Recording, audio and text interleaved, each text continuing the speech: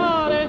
Anam kurban ben kurbanda nazlı altınlı yare. Anam kurban ben kurbanda nazlı altınlı yare. Helvacı helva, şeker lokumlu helva. Helvacı helva, şeker tohumlu helva.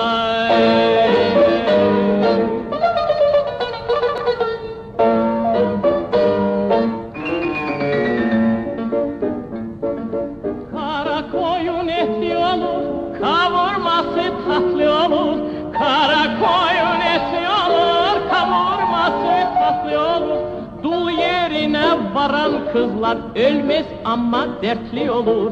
Dul yerine varan kızlar ölmez ama dertli olur. Helvacı helva, şeker lokumlu helva. Helvacı